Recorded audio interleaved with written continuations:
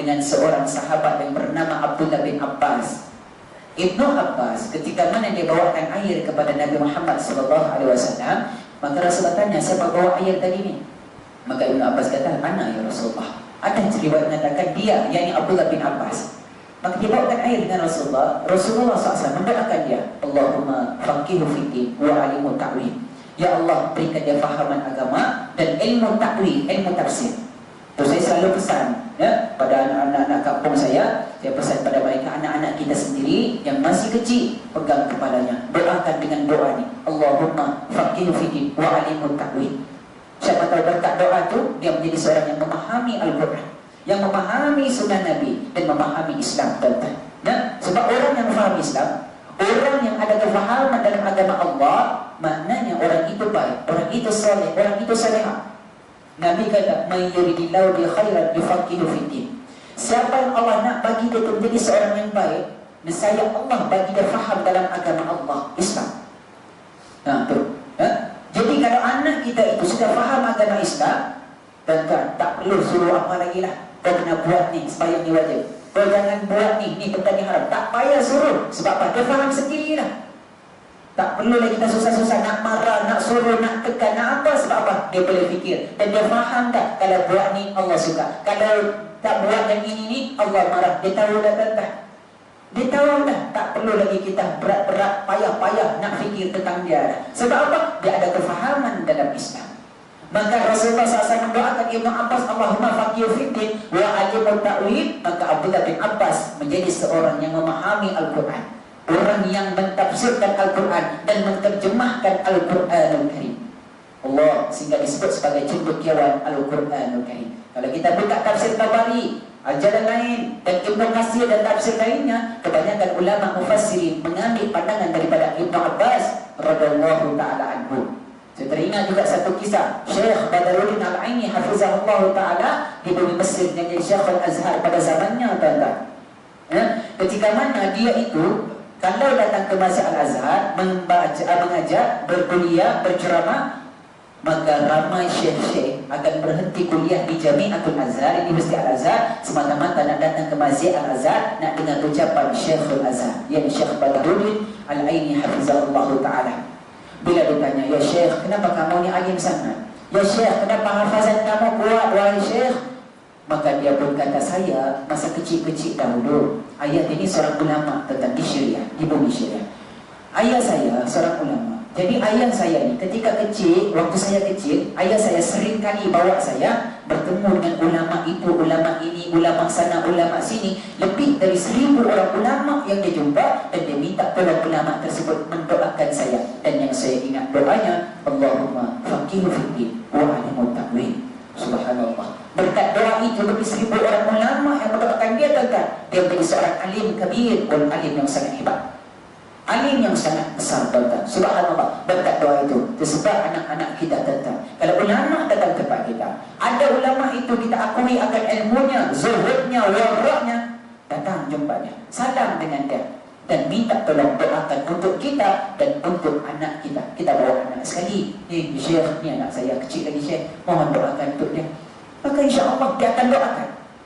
InsyaAllah dia akan doakan. Saya yakin Syekh pasti akan doakan. Kami kalau di Mesir jumpa Syekh, kami ada majlis Syekh, memang kami tak tolong, ya Syekh doakan saya, ya Syekh doakan saya. Ada kawan tu dia datang jumpa Syekhnya, asal jumpa Syekh, ya Syekh doakan saya. Yang paling saya tanya, ya Syekh doakan saya, tapi tak pernah duduk dalam majlis Syekh, doakan. Dia tak pernah duduk dalam majlis ilmu Syekh yang mengajar itu. Allahumma sallim. Tak pernah, tak ada masalah. Tapi Syekh dia bukan yang kedekut bakhir, bukan dia tak tahu orang yang datang ke majlisnya ataupun orang yang datang bersalam dengan dia, bertemu dengannya, dia tahu dah nak apa.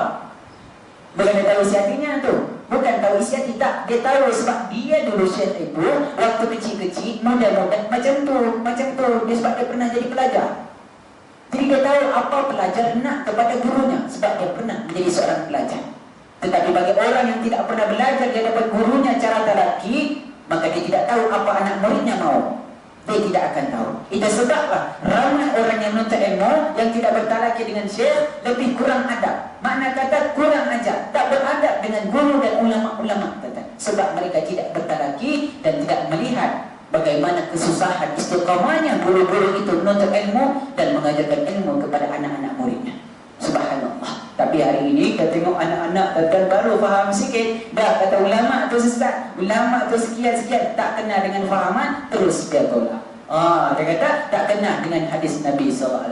Allahumma salli ala Muhammad wa ala sallallahu alaihi wasallam. Itu masalahnya tuan-tuan. Allahumma salli ala Muhammad. Ya, baik tuan-tuan.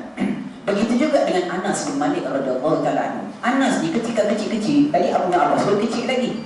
Ibn Abbas yang naik di belakang Nabi SAW, yang Rasulullah pesan, ihfazillah yahfazka. Itu Ibn Abbas yang naik belakang Rasulullah. Baik, Anas bin Malik radhiyallahu taala anhu ketika umurnya 8 tahun disebut dalam kitab hadis 8 tahun. Ibunya bernama Ummu Sulaim. Maka dia bawa Anas bin Malik, ya Rasulullah, hazza Unais. Ni ibu dia ni, bawa anak dia.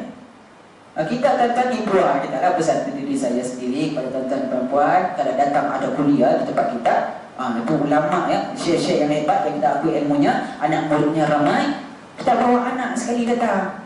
Bawa anak sekali minta tolong syekh, tolong doakan. Tak rugi kita datang, minta tolong syekh doakan kita, anak kita tak rugi.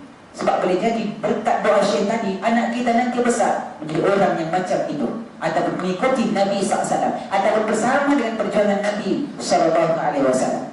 Maka berkat doa Nabi SAW yang diminta oleh ibunya Ummu Sulaim, Ummu Sulaim bawa Anas, hazza Unais ya Rasulullah. Ni Unais, ini Anas bin Malik ya Rasulullah. Aku jadikan dia Rasulullah, aku inginkan dia menjadi khadam yang berkhidmat denganmu ya Rasulullah, dan tolong doakannya ya Rasulullah.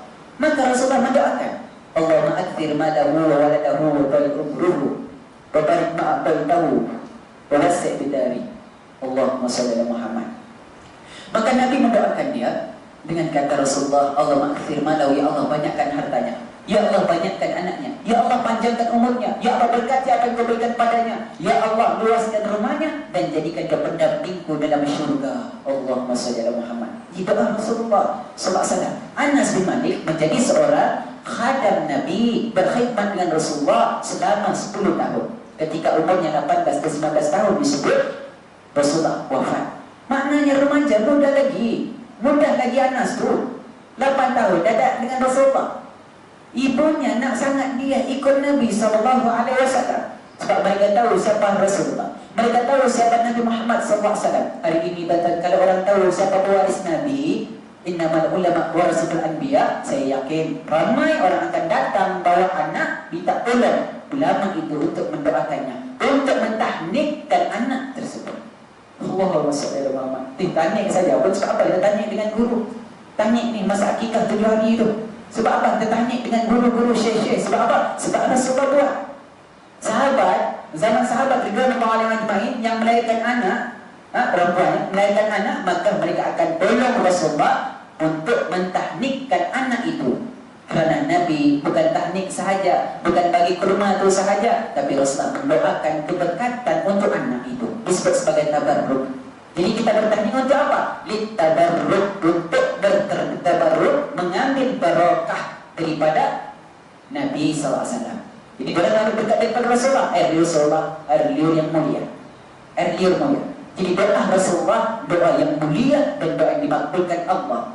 Habis itu ulama-ulama hari ini, syekh ini, kita ditabarruk nak ambil berkat darah. Sebab lidah mereka selalu membaca Al-Quran, mereka selalu berzikir menyebut nama Allah, mereka selalu memberikan nasihat, mereka selalu mencegah kemungkaran dan menyuruh orang buat kebaikan. Maknanya lidah mereka tidak pernah berkata perkataan yang sia-sia, melainkan semuanya bermakna dan mendapat pahala daripada Allah. Bila mana kurma itu masuk dalam mulut, kemudian masukkan ke mulut anak kita, maka anak kita ada sedikit tabarruk, ada sedikit barokah daripada syekh tadi, dan dia pasti mendoakan kita tadi. Maka Anas bin Malik radhiyallahu ta'ala berkat daripada doa Nabi SAW, maka dia menjadi seorang yang orang kaya.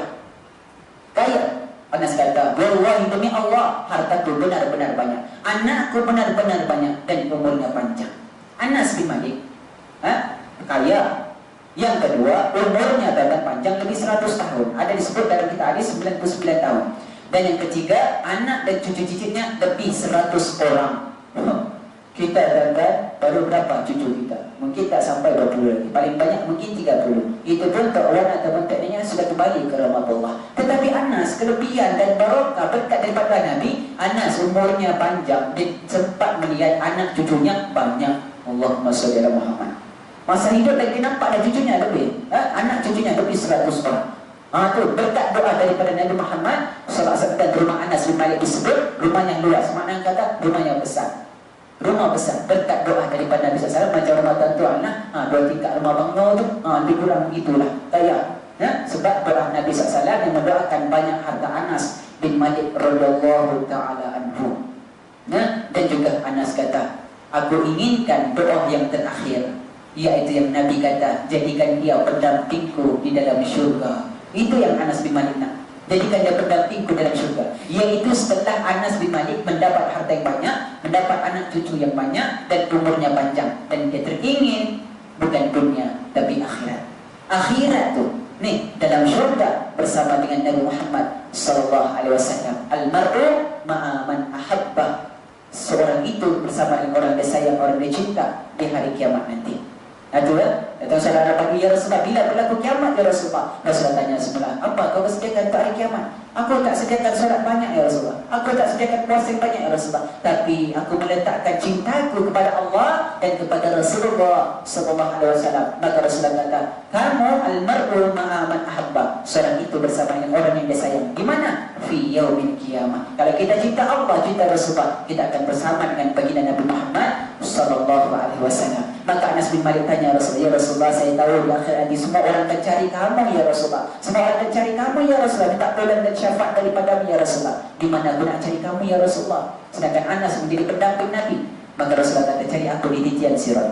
Kalau fa'inan tadi, kalau aku tak dapat di sini Rasulullah, cari aku di mizan. Kalau tak dapat di mizan ya Rasulullah, cari aku di haud Nabi Al-Kausar Nabi sallallahu alaihi wasallam. Maknanya Rasulullah sallallahu alaihi wasallam walaupun insan mulia dijadikan syurga Allah, tetap dia menantikan umatnya. Maknanya dia sayang kepada umatnya tetap. Subhanallah, kita buktikanlah cinta kasih dan sayang kita kepada baginda Nabi Muhammad sallallahu alaihi wasallam dengan kita banyakkan selawat, dengan kita banyakkan amalkan sunnah Nabi, dan paling penting kita suka mendengar bacaan Al-Quran dan hadis yang menceritakan kisah Nabi dan para sahabat ridwanullah alaihi ajma'in. Itu tanda orang itu cinta dengan Rasulullah sallallahu alaihi wasallam.